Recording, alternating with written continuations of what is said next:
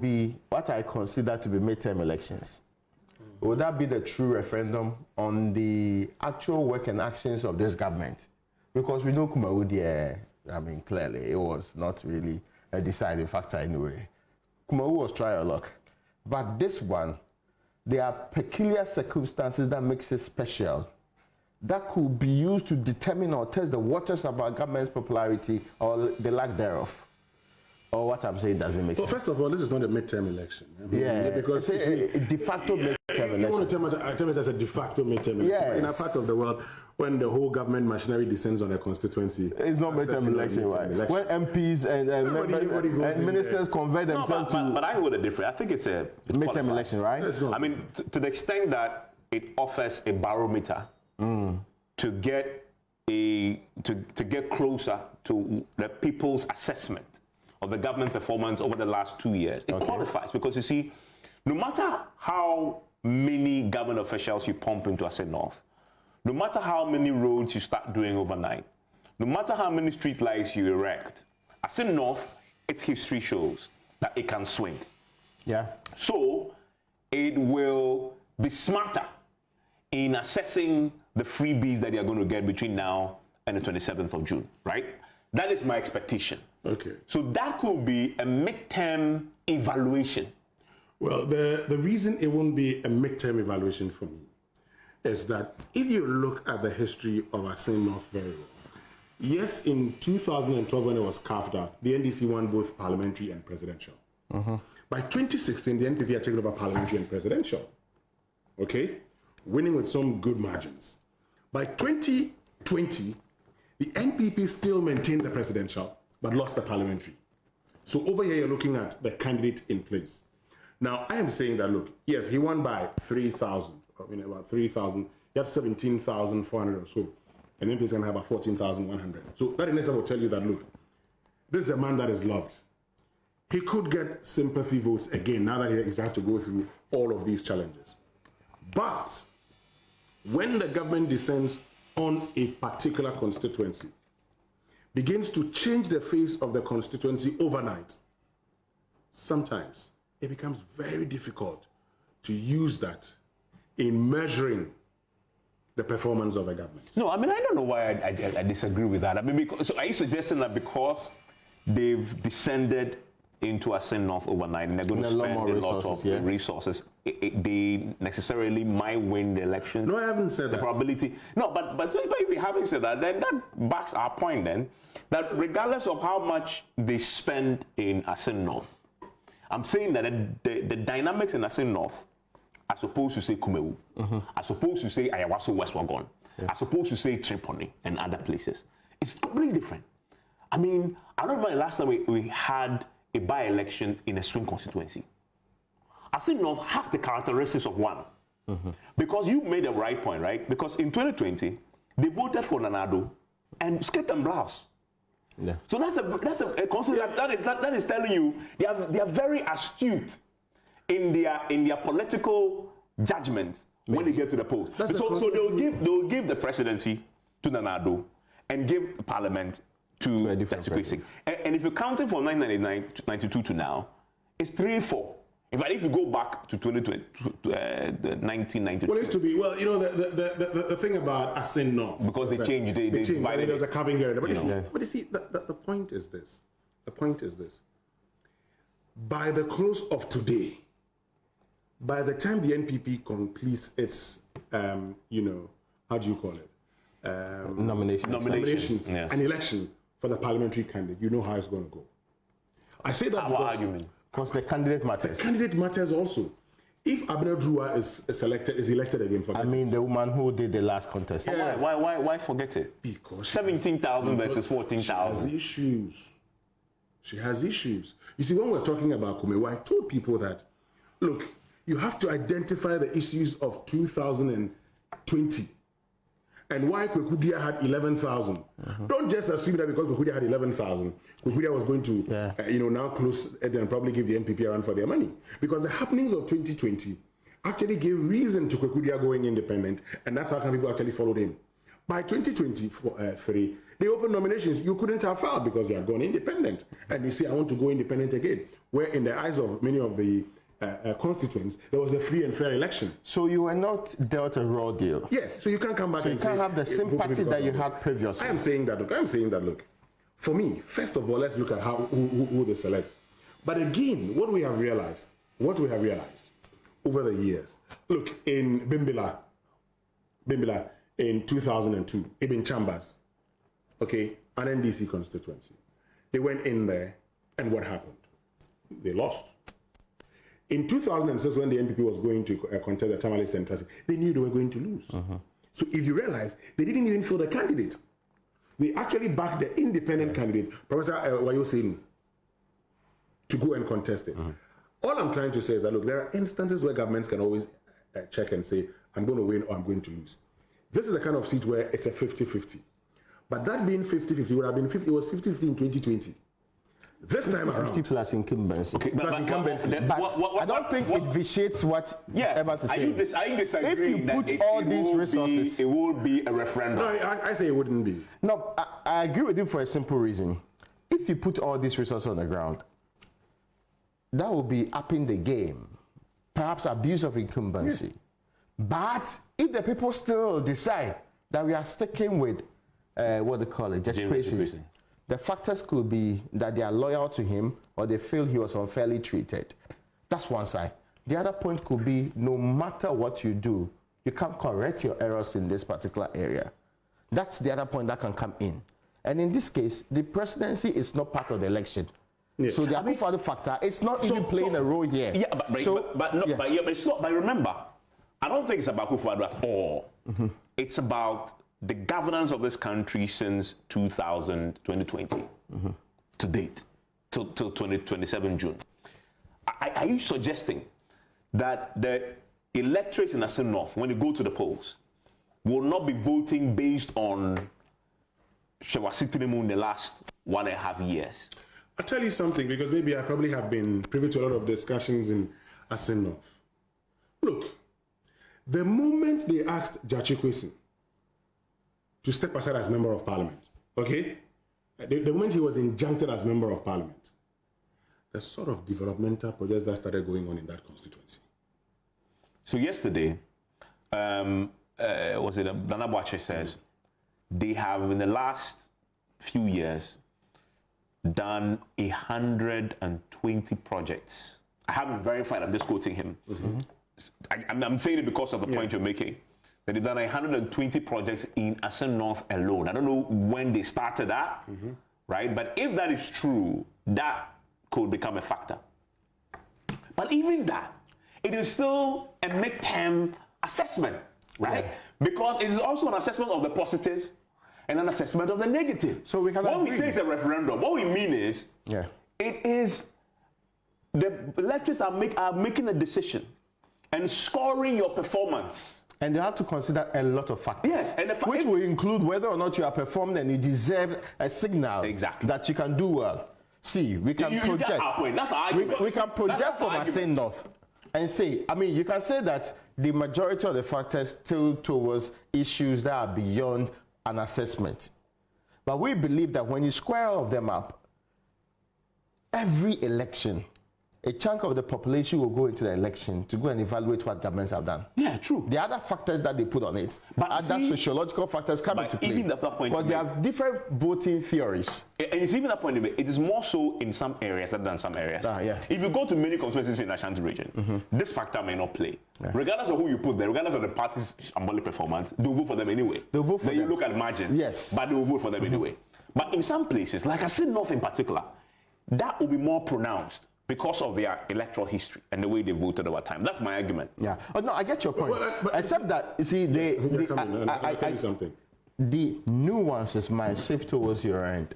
Yes. It might also shift towards Evans' end. But when you say shift towards his end, as in the people would evaluate it positively. As in, no, that the people may not, the fact that government delivery of its projects and everything may not be the most important factor in the election. So what would be? So it could be, and I've said that first, it could be the Judge Kwesi factor It could also be, as you said, Yes. the candidate, the factor. Very good. So there are other factors that will It could come also to be play. the money factor. Yes, it could be that they will just look at and you see, there is strategic voting. Strategic voting is where sometimes you depart from the norm or what you are supposed to be. So if you are known to vote NDC all the time, you depart from that to achieve a specific purpose.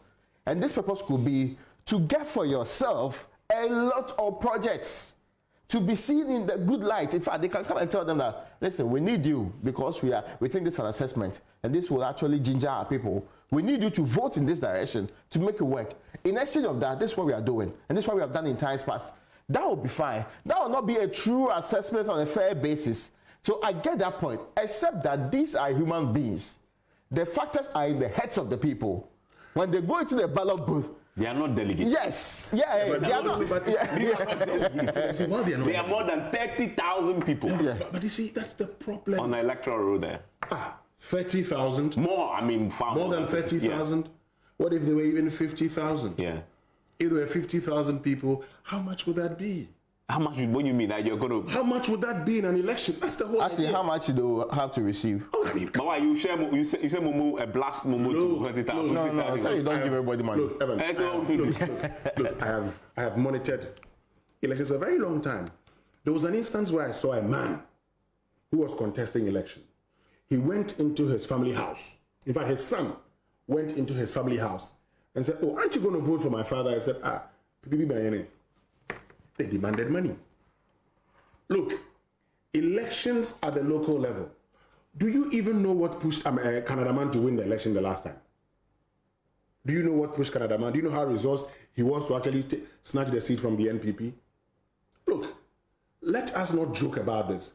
John Peter Mewu showed all of us that you can actually win a seat individually when you're liked by the people and when you have resources. I agree with you. Look, I don't disagree with you that the MPP can win that seat. The margin is such that the MP can actually. So again, I mean, that's the point I'm making today. I wouldn't be surprised if the NPP wins, and they could actually win, and they may just win this thing easily. Why? A lot of things, the astroturfs that are being built here, left, right, center, and all of a sudden there's a commissioning of a road that started some time ago, and a lot of projects are going to go to Assin North in no time, and the people are going to see these things, and they are going to tell them, look, let me tell you a typical example. I know one of the candidates that won the recent NDC parliamentary primaries. Guess how he won? The people he's very close to former President John Mahama. So whenever he goes, he says, "Oh, me John Mahama here." You must say, "Oh, and so you're two man. Let John Mahama buy. You make me accord in chair. I'm the last man to John Mahama. All of a sudden he wins. The moment the president descends gets into a constituency and says, "Mom tuma we na me fem puntu umbremo," and now he's facing a trial in court, criminal trial in court. You want to waste your vote again? The guys are going to think twice. No, but so And the other point here is that, you see, when I tilt towards your argument on one end, because let's look at it all. When J.T. Kwesi came in, he lost the 2016 one. His argument at the time was that, let's not get it wrong, I have lobbied for a lot of projects from the NDC government for you people. I have done personally some of these projects based. I have actually brought in, check the MA school, check the polyclinic, check the other things that I've done in these areas. In fact, he had some form of a list that he was sharing with the people that these are the things he'd done.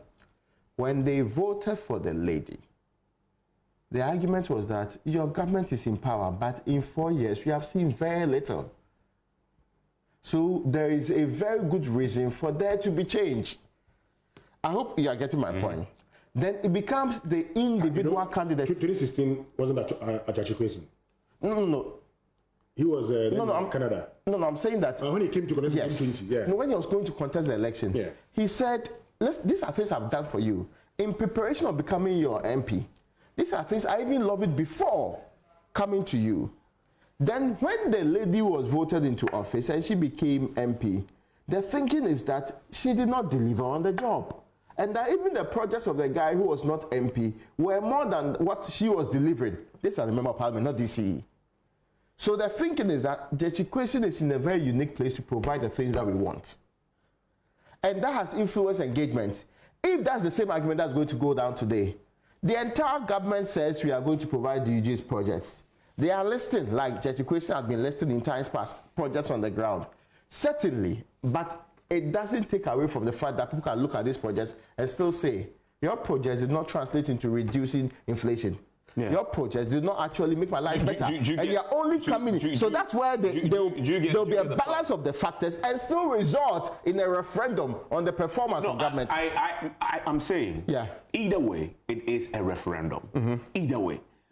Either they are assessing what government had done for them in terms of all the resources they're going to pump there, or they've been pumping there since the first hint of a likelihood of a by-election, more than just shortly after the elections, really, in 2020, that this matter started, right?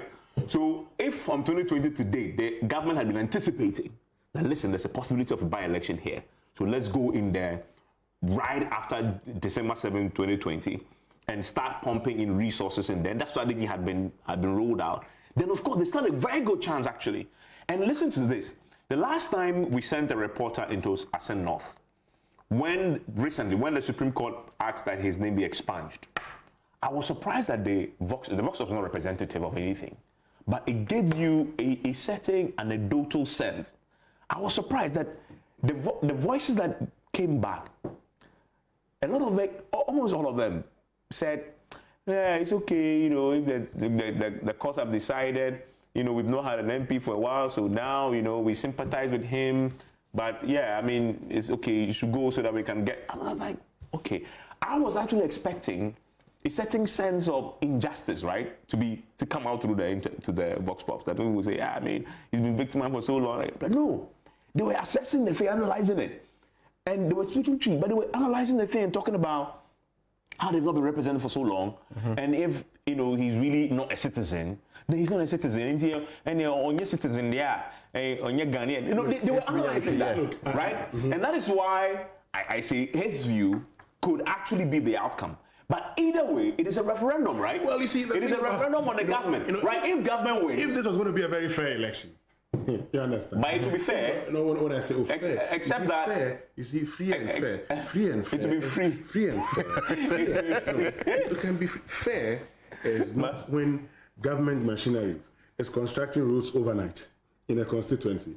When abuse of incumbency. No, I get you. No, I get you 100%. It tells it in a direction. But if after all these things, the people still say that no, you need to be punished because you have visited a lot more harm on us than the good you are doing within the last few minutes. What I don't want us to do, the reason I'm telling you that this would not be a referendum, is the fact that if today, and the evidence suggests that, the grounds and everything, and then people just win this easily. Now, if they win this... You say NPP could win this easily? Yes, they could win it. No, they could win it, but I don't know how easily. You may be surprised even with the margin. You see, because a lot of things are happening at the background, and we're having that conversation the last time, Raymond. You see, for politicians, okay, don't be sure how they think. Politicians are like, as somebody said, Nigerian police force. That's just bad. That's just Piccadilly Circus, that says that no permanent friend. Says, no permanent friend. Politicians always have their interest. And the interest is such that if all they have to do is to get you out of the way just to win, they're going to do that just to win. I am saying that, look, what is going to happen in Assin North? If Abena Drua is elected as, actually the MP has a difficult situation on their hands because the people don't like her. If she's not selected, then the MP is going to make the case that, well, you spoke and we've listened. We've brought you somebody that you like. You're going to have Kennedy Japan descend in that constituency. Okay, he used to be formerly a member of Parliament for, when the constituency was actually from 2000 to 2012. You're going to have Intim Fojo. Wasn't he the one who actually first raised the possibility of Jachikwe being a dual citizen? In fact, he mentioned it. Immediately the guy became MP, and not long after that, he was consistently saying that. So you see, what I'm saying is that this is the situation. I still do not think in our part of the world that by-elections are referendum or referenda. Because like Duku Ketri Frimpong said, in many of the instances, the by-elections that, changed. They changed. The people in the many elections, they went back again. So it is not, I don't use these things to actually say, this is how it's going, that's how it's going. Because what happens is that, and listen to this carefully, I wouldn't do the analysis where I say, if he wins, then it's a referendum on government. If he doesn't win, then it's not a referendum on government. I'm not going to do that kind of analysis. but that's my. But it's how you define referendum. I think my definition of referendum is either way it is. But I am also saying that either way it is. Either way, if they win, it's an endorsement. Either way, in fact, even government will project it that way. It's the reason why governments are interested in referendum. It is not because governments always have the upper hand going into this thing. I'm saying that but it is a referendum. there's a reason why. But the fact that they have the upper hand, it's not a referendum. People are still going to vote on something. On you, but in this case, they have the upper hand. They're going to. There's a reason why governments always pushing a lot of projects. It's because they feel it is very important to show to the people that we have done something and we deserve a lot more support. So government themselves see by elections as referendum. Yes. They see them. There's a reason why they are pumping all this. Because they have to win it. If they lose, it's just a terrible signal for them. We told you. This is a sign of things to come. But that's because we are also buying into the same thing, and that this is a referendum. So they go and spend all our money in a constituency. Because they know it is. But if I tell government not to spend my money, don't spend it. Yes, they are spending it already. It's very simple. This is a seat they could win. But for me, it would not be an indication that they are doing well in this country. No, because it's a local. This is a local election. Good, and that is a local election. Except that the local election also impacted by. But you see, that's an opportunity for people to go to the polls and decide on the matter. The point is that once you say if you win, it's not an indication they are doing very well. But if they lose, then it's an indication of what? They are performing poorly. Yeah. No, you are not. No, but you raised that. That is why I disagree with you. But that's what I'm telling you. That it is not a referendum. No, but it is. No, it's not. But it is. I mean, either way, so this election, this referendum is against Winston. Yes, the people have decided it's a referendum. Yeah, you say it's a referendum. We have decided it's a referendum. Yes. What are you saying? Yes. But here's the thing. This government has had 3 by-elections.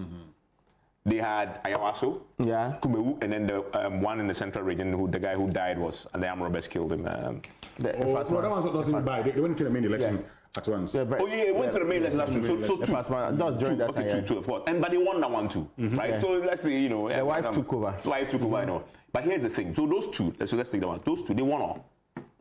One following the boycott of the. Which the winter won anyway. But here's the thing. Kumo won. They increased their votes. They increased their votes. The NDC did the reverse.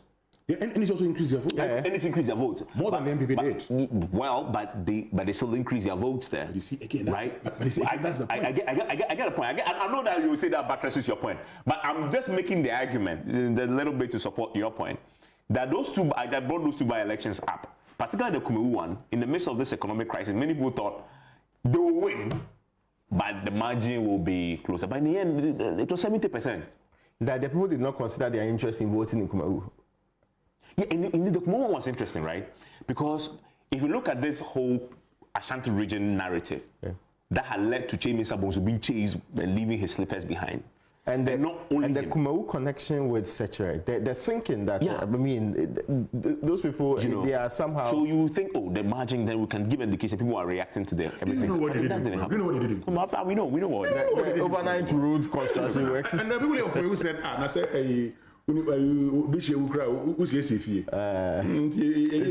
so that's what I'm saying. That's what I'm saying. That I have a certain caution going into saying MPP. But see if MPP wins, this is a big coup for them.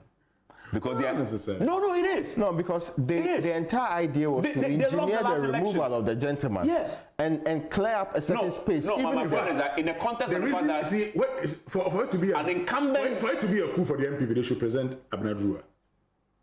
The same things. I mean, the mere fact that they open nominations again tells you that they themselves believe she shouldn't be the one.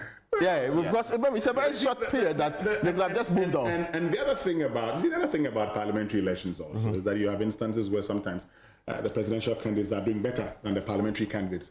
An indication that people actually look at the individual contesting and also would make a decision. You could get in there. So, using that always as measurement of the performance sometimes could be problematic.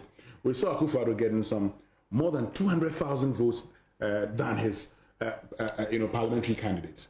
In the case of the NDC, the NDC parliamentary candidates had more votes than John Mahama. Okay, so for me, again, I make that point that, look, whatever happens for me, it may not be a referendum of the government. If we were doing MMDC election, and you go in there, and your people lose or win, then you say, this is a referendum. But as for Parliamentary election, so you are saying, okay, so let me ask a final question. Yeah. So if MPP loses, how will you interpret that? It's not a referendum. So what was it? They just like Jachikwe and they voted for him. What I mean, I think we'll be wrapping up. Cool chop. I told you all the things they've been doing there. They bought it.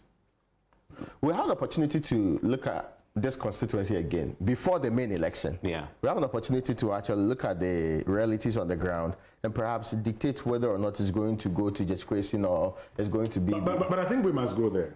Yes, we should be able in the to. heat of the. In the heat. I was contemplating it. I think it would be good to go and taste and feel. Yeah, to be able to the get local politics. Yeah, because the dynamics are plenty. Yeah, because to give you a good sense, right? I mean, that's the thing. That's the thing I like about Balanced. I want to know how the when people you're in the thing, they are talking to people, you are feeling the soil. That's how I felt that. You know, you get the certain feeling that it's you know. We should go there. I want to know how Assin Breku, which is the constituency capital, is there anything like that? They have constituency capital. Right? Yes, district capital. Yeah, I want to know how they will vote in the election. That is this guy's powerhouse, Judge Kwesi's powerhouse. But being capital, he also receive a lot of projects. I want to know how they vote in the election. And it will shock you that, in the Kumo election, the independent candidate was from main Kumo. Yeah. Okay. So they were preventing people from actually speaking to the residents of Kumo when he was sleeping. And that's what I'm doing door to door.